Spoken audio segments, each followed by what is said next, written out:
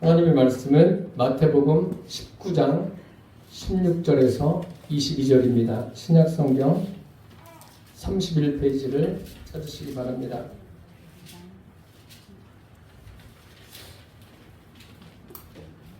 마태복음 19장 16절에서 22절 말씀을 제가 봉독해 드리겠습니다.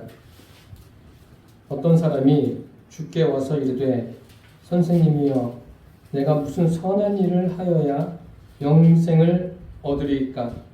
예수께서 이르시되 어찌하여 선한 일을 내게 묻느냐? 선한 이는 오직 한 분이시니라. 내가 생명에 들어가려면 계명들을 지키라. 이르되 어느 계명이오니이까? 예수께서 이르시되 살인하지 말라, 간음하지 말라, 도둑질하지 말라, 거짓 증언하지 말라, 내 부모를 공경하라, 내 이웃을 내 자신과 같이 사랑하라 하신 것이니라. 그 청년이 이르되 이 모든 것을 내가 지키었사온데 아직도 무엇이 부족하니이까? 예수께서 이르시되 내가 온전하고자 할진대 가서 내 소유를 팔아 가난한 자들에게 주라. 그리하면 하늘에서 보화가 내게 있으리라. 그리고 와서 나를 따르라 하시니 그 청년이 재물이 많음으로 이 말씀을 듣고 근심하며 가니라. 아멘. 마태복음 19장 16절에서 22절 말씀으로 온전한 사람이 되라, 이러한 제목으로 함께 은혜를 나누겠습니다. 오늘 이 부자 청년에 관한 사건은 예수님께서 공적인 생애를 이제 마치시기 직전에 있었던 사건입니다. 공생애라면 예수님이 3년여간 이 땅에서 공적으로 말씀을 전하신 것을 말합니다. 그 공적인 생애를 사시면서 이제 십자가를 지시기 얼마 남겨놓지 않은 시점에서 이 일이 있었습니다. 여리고를 나가시기 전에 있었던 일이죠. 그야말로 이 부자 청년에 관한 내용은 예수님의 공적인 생애의 총결산 중에 하나라 할 수 있습니다. 이 본문을 어떻게 해석하느냐가 기독교의 정체성을 확립하고 규정하게 되는 그러한 아주 중요한 말씀입니다. 여러분들은 성경을 어떻게 보십니까? 성경을 있는 그대로 보셔야 합니다. 이 자리에 주님을 믿는 분들도 계시고 믿지 않는 분들도 계시지만 말씀을 들으시면서 성경을 있는 그대로 내가 가지고 있는 어떤 경험이나 지식을 가지고 보게 된다면 선입견이 있어서 성경을 제대로 볼 수가 없습니다. 오늘 본문을 저와 여러분이 잘 정립하시고 또 말씀을 들으시면서 나 자신의 믿음이 어떤가를 한번 점검하는 시간이 되기를 바랍니다. 첫째로 부자 청년이 가지고 있는 영생의 의미를 말씀드리겠습니다. 오늘 이 말씀은 마태복음 19장을 가지고 제가 말씀드리지만 마가복음 10장에도 또 누가복음 18장에도 동일하게 기록되어 있는 말씀입니다. 그 세 복음서 공관복음에 기록된 말씀을 가지고 여러분들에게 말씀드리려고 합니다. 이 본문을 정확하게 이해하시려면은 부자 청년이 예수님께 나와서 무엇을 질문하는지 그리고 그가 어떤 의도로 질문하는지를 정확하게 알고 계셔야 합니다. 주님께 와서 내가 무슨 선한 일을 해야 영생을 얻겠습니까? 라고 묻습니다. 우선 이 부자 청년은 이제 마가복음과 누가복음에 보면 부자 청년이고 또 관원이고 그렇습니다. 그리고 굉장히 사람들이 볼 때 부러움의 대상이 되겠죠. 이 사람이 예수님을 어떻게 알고 왔을까요? 오늘 16절에 보니까 어떤 사람이 주께 와서 이르되, 여기는 어떤 사람으로 이제 이야기하고 있는데 마가복음, 누가복음을 종합해서 보면 이 사람은 제가 방금 전에 말씀드린 것처럼 청년이고 또 부자고, 부자도 보통 부자가 아닙니다. 그리고 관원입니다. 그러니까 세상에서 갖추어야 될 것을 완벽하게 갖춘 사람이라고 할 수 있습니다. 이 사람이 예수님을 메시아로 보고 있습니다.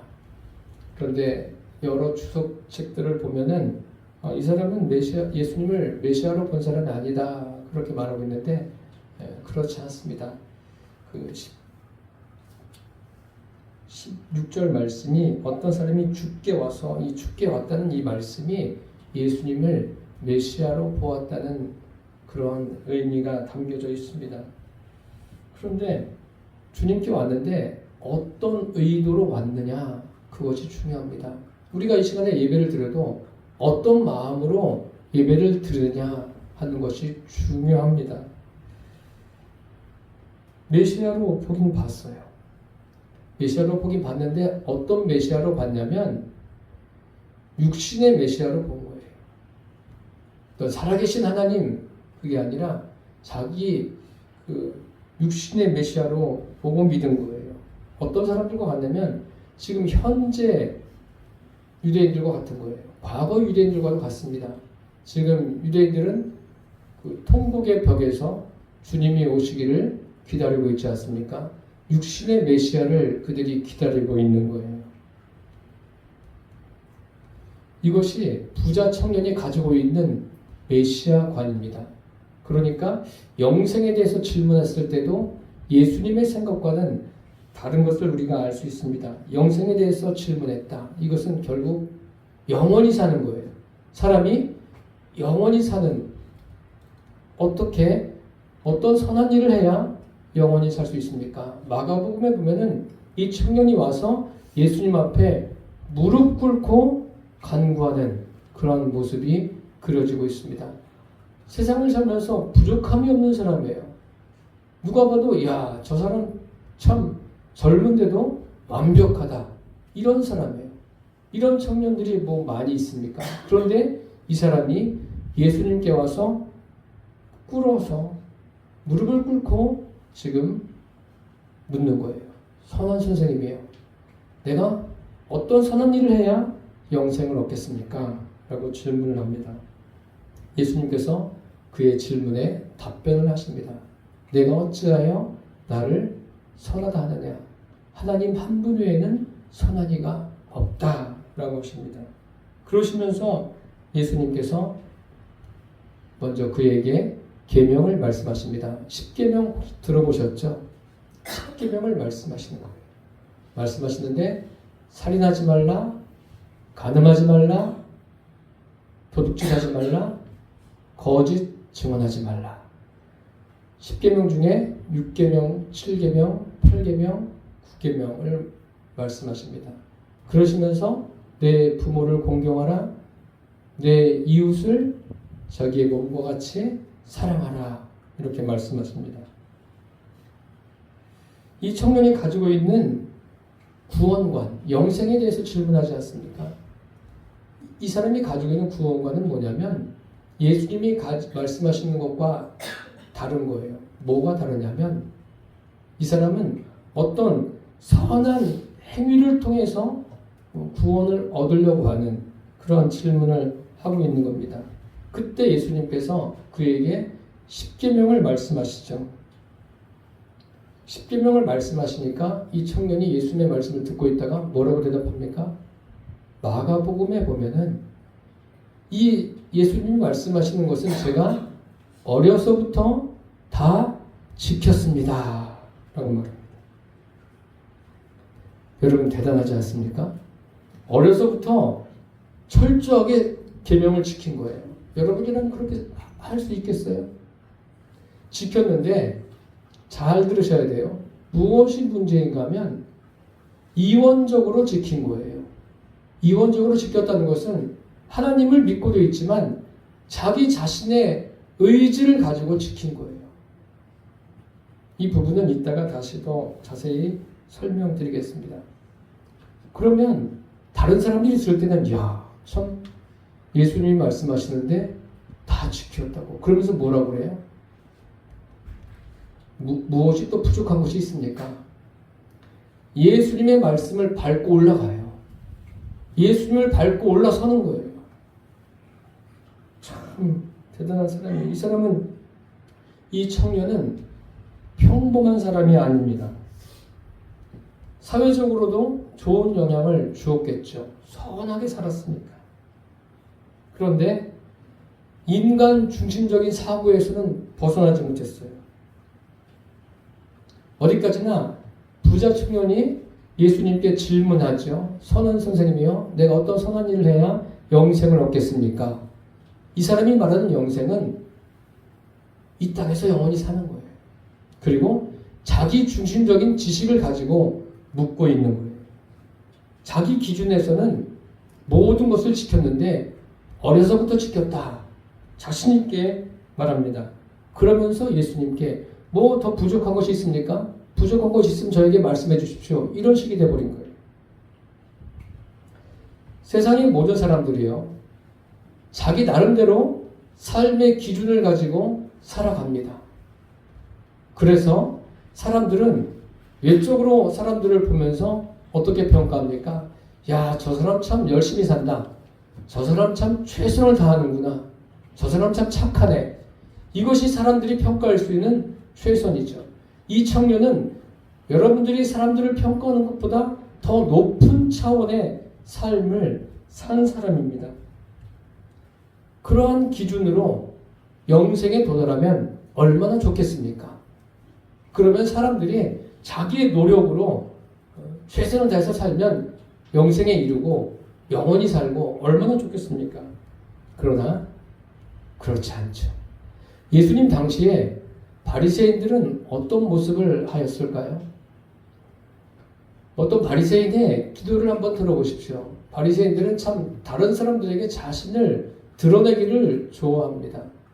그러면서 그가 이렇게 기도하죠. 사람들이 보는 앞에서 하나님이여, 나는 다른 사람들 곧 토색, 불의, 가늠하는 자들과 같지 않습니다. 저기 있는 저 세리와도 같지 않음을 하나님께 감사드립니다. 예수님은 그를 받아주지 않으십니다.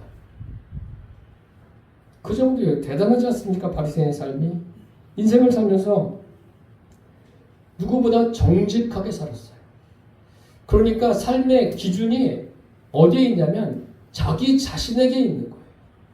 자기 자신이 가지고 있는 지식, 삶의 경험, 이게 삶의 기준이 돼서 이 땅에서 굉장히 열심히 사는 거예요. 눈꽃 뜰 새 없이 열심히 사는 거예요. 지난주에 제가 설교한 야곱처럼 말입니다.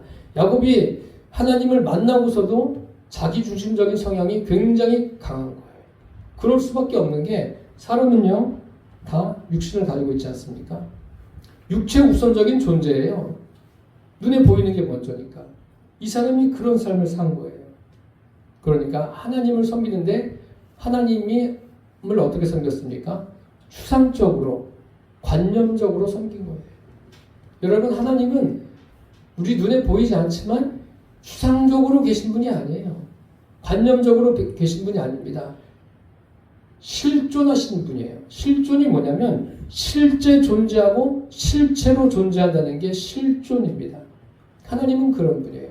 그런데 이 청년은 그렇지 않습니다.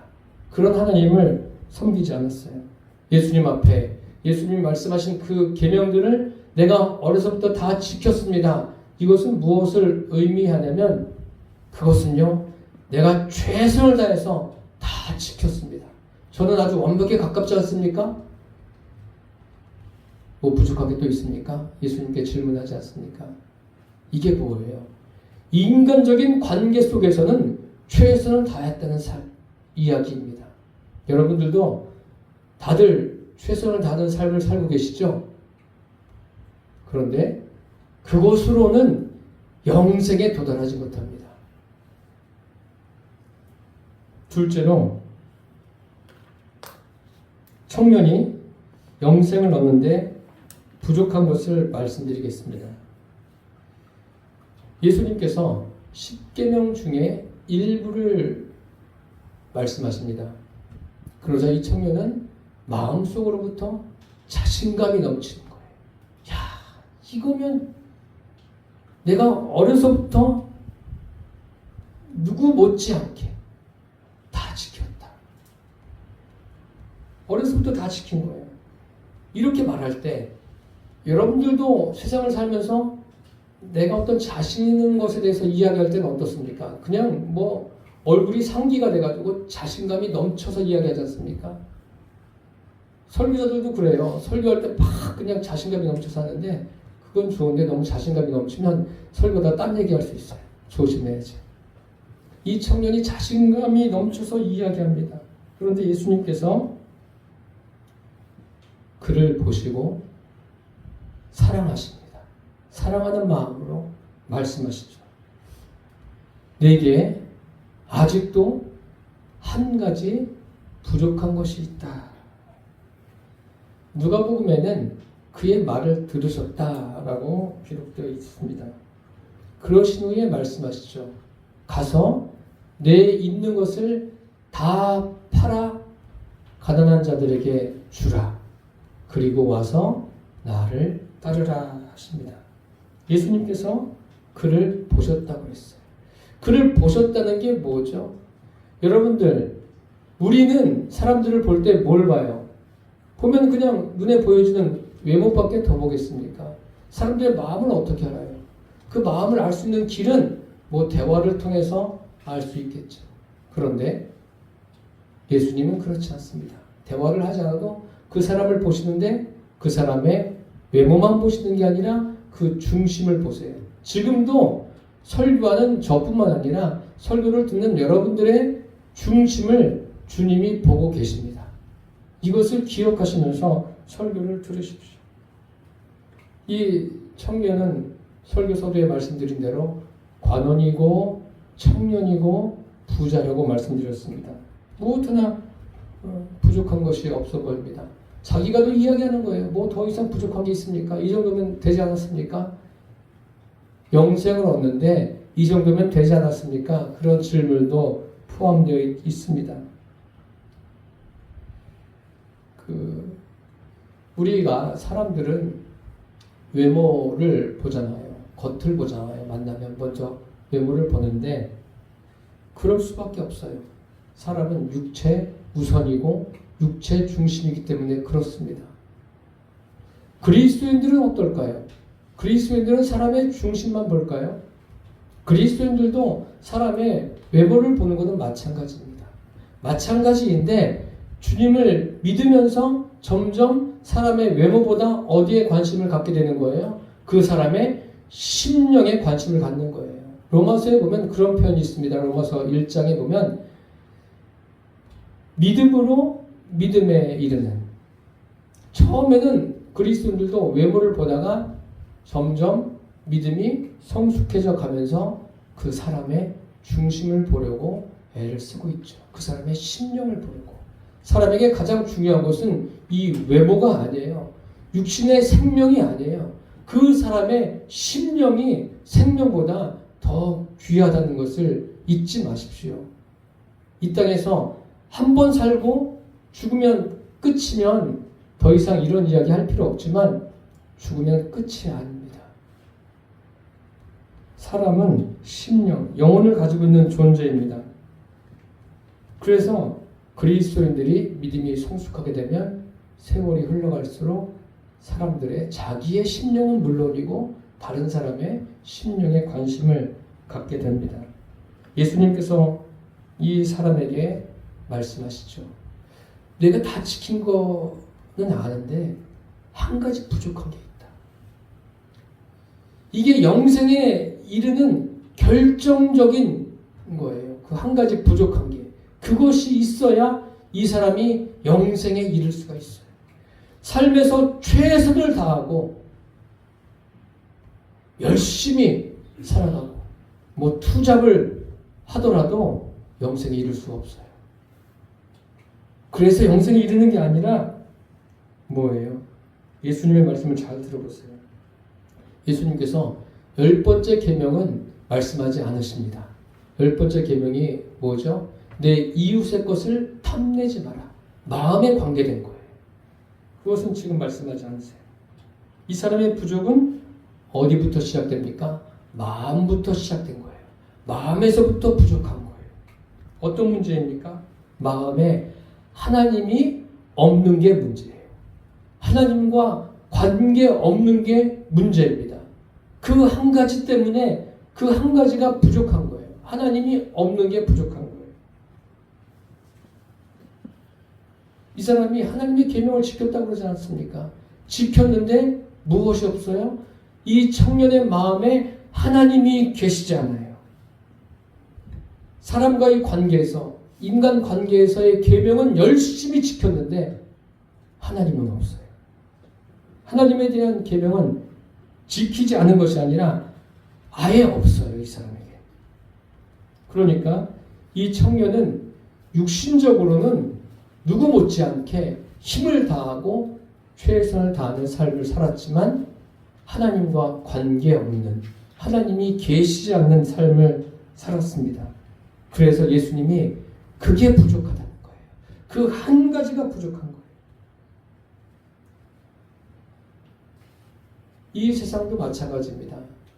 하나님과 관계없이 살아가는 모든 사람을 예수님이 보실 때는 한 가지가 부족한 거예요. 여러분들은 어떻습니까? 이 자리에 한 가지가 부족한 분도 계시고 그렇지 않은 분도 계시겠죠. 그러시면서 말씀하시죠. 가서 내 있는 것을 다 팔아 가난한 자들에게 주라. 그리고 와서 나를 따르라. 자기가 소유한 것을 팔아서 가난한 자들에게 주라. 참 사람들에게 전도를 하다 보면 사람들이 그래요. 나는 돈이 없어서 교회 못 가요. 교회에서 헌금을 내라고 하니까 못 간다는 그런 이야기입니다. 여러분, 하나님은요, 우리에게 무엇을 가져와라, 이렇게 해라, 그런 분이 아니에요. 물질을 드리라는 거에 대한 목적이 무엇인지 아십니까? 물질이 있는 곳에 뭐가 있어요? 각 사람들의 마음이 있는 거예요. 결국은 뭐예요? 마음이 들여지지 않으면 물질도 드릴 수가 없는 거예요. 여기 소유를 팔라는 것은 실제적으로 소유를 다 팔라는 그런 의미가 아닙니다. 너의 마음을 드리라는 거예요. 사람들에게 가장 중요한 게 물질 아닙니까? 세상을 살면서. 그 물질이 있는 곳에 무엇이 있어요? 각 사람의 마음이 있는 거예요. 예수님이 지금 이 청년에게 뭐예요? 너의 마음을 드려라. 결국 무엇입니까? 이 물질을 드리려면 마음을 드려야 되지 않습니까? 마음을 드리라는 것은 자기 부인이 이루어지지 않으면 드릴 수가 없는 거예요. 주님이 지금 청년에게 무엇을 말씀하시는 겁니까? 내 자신을 부인하라는 거예요. 그것을 말씀하시는 거예요. 마음부터 정리가 되지 않으면 어떻게 자기 소유를 팔아서 가난한 자들에게 줄 수가 있겠습니까? 누가복음의 그 삭개오 경우를 보십시오. 삭개오는 주님을 만나면서 예수님께 뭐라고 말씀하십니까? 주여, 내 소유의 절반을 가난한 자들에게 주겠습니다. 만일 누구의 것을 빼앗은 일이 있으면 내가 4배로 갚겠습니다. 그러니까 예수님이 뭐라고 말씀하십니까? 오늘 이 사람에게 구원이 이르렀다 라고 말씀하시지 않습니까? 그러면서 이 사람도 아브라함의 자손이다. 삭개오에게는 너 소유를 팔아라, 그래서 드려라, 이런 말씀하지 않으셔요. 소유를 팔아서 가난한 자들에게 주라, 이런 말씀 없으십니다. 그런데 삭개오는 어떻습니까? 자기가 자원해서 드려요. 그렇게 하겠다고 말합니다. 이게 뭐예요? 삭개오의 마음에 자기 부인이 이루어진 거예요. 이게 먼저인 거예요. 이 청년에게 한 가지 부족한 것은 다른 것이 아니라 하나님이 없는 거예요. 오늘날 세상 모든 사람에게 한 가지 부족한 것이 있다면 하나님이 없는 거예요. 하나님이 없다는 것은 하나님을 소유하지 않았다는 거예요. 예수 믿는다는 게 뭐냐면요. 예수 믿는 것은 하나님을 소유하는 거예요. 하나님을 소유하고 사는 게 예수님을 믿는 거예요. 그러면 어떻게 해야 내가 하나님을 소유할 수 있습니까? 주님을 내 마음속에 주인으로 영접하는 게 하나님을 소유하는 거예요. 베드로가 예수님을 하나님으로 봤습니다. 그러니까 예수님이 뭐라고 말씀하십니까? 이를 내게 알게 하니는 혈육이 아니라 하늘에 계신 내 아버지다. 이렇게 말씀하지 않습니까? 요한복음에 보면 거듭나지 아니하면 하나님을 볼 수 없다라고 되어 있어요. 그러니까 이 사람이 하나님이 없다는 것은 뭐예요? 성령님이 그 안에 계시지 않다는 거죠. 하나님이 성령으로 계시지 않은 것을 예수님이 말씀하십니다. 그 마가복음에 보면 이 부자 청년 사건 그 다음에 그 시각 장애인 바디메오가 등장합니다. 바디메오는 예수님이 지나가신다는 소리를 듣고서 뭐라 그래요? 다윗의 자손 예수여 라고 말합니다. 그런데 정작 눈을 뜨고 예수님을 직접 목격하고 보면서 다니는 사람들은 예수님을 뭐라고 말해요? 나사렛 예수라고 말합니다. 그런데 눈을 감고 있는 바디메오는 예수님을 뭐라고 말합니까? 다윗의 자손으로 알고 있는 거예요. 그러니까 바디메오 소경인데 시각장애인인데 눈은 감겨졌는데 영적으로 눈이 떠진 거예요. 이 청년은 하나님이 계시지 않으니까 영적으로 눈이 감겨진 거예요. 내가 무엇을 하여야 어떤 선한 일을 해야 영생을 얻겠습니까? 지금 구원의 절대적인 조건을 말하고 있는 거예요. 결론적으로 말씀드리면 계명을 지키는 데 있어서 이론적이냐 이원적이냐가 중요한 거예요. 이원적인 게 뭐예요? 하나님은 하나님대로 믿고 내가 선한 일을 하는 것은 내 의지만 발동해서 내가 하고 싶은 대로 하는 분리가 된, 그렇지만 그리스도인의 삶은 이원적인 삶이 아닙니다. 성령님이 내 안에 계시고 성령님에 의해서 삶이 사라지는 거예요. 그 교회를 비난하고 그리스도인들을 비난하기 좋아하는 사람들은 이런 말을 합니다. 제가 직장 다닐 때 저에게 와서 그런 말을 하는 사람들이 좀 있었어요. 신문에 보니까 예수 믿는 사람들이 더 나쁜 짓을 하는데요. 어떤 사람 보니까 장로가 이런 일을 저질렀는데요. 저한테 무슨 보고하듯이 이야기해요. 왜 그럴까요? 왜 그런 일을 저지를까요? 그게 바로 이원적인 삶을 살았기 때문에, 교회는 오래 다녔지만 이원적인 삶을 살았기 때문에, 제대로 하나님을 섬기지 않았기 때문에 그런 일이 있는 거예요. 그런 일은 지금도 많이 있을 수가 있어요. 여러분, 믿음이란 것은요, 하나님과 내가 하나가 되는 거예요. 그래서 요한복음에 주님이 뭐라고 말씀하십니까? 나는 포도나무요, 너희는 가지다. 주님이 포도나무세요. 우리는 가지예요. 그럼 가지가 무슨 노력을 할 필요가 있겠습니까? 아니에요. 나무에서 공급하는 대로 받아들이고 있으면 돼요. 그냥 되어지는 거예요. 성령님을 내 안에 모시고 계시면 그분에 의해서 내 지식과 의지와 감정이 다스림을 받는 거예요. 그럴 때 우리는 이 땅에서 이론적인 삶을 살 수가 있는 거예요. 성령님과 하나가 되어서 삶을 살아낼 수 있는 거예요. 내 의지로 사는 삶이 아닙니다. 착각하지 마십시오. 그리스도의 삶은 그런 삶이 아니에요. 이 청년을 보십시오. 예수님께서 그에게 영생에 이르는 길을 말씀해 주셨어요.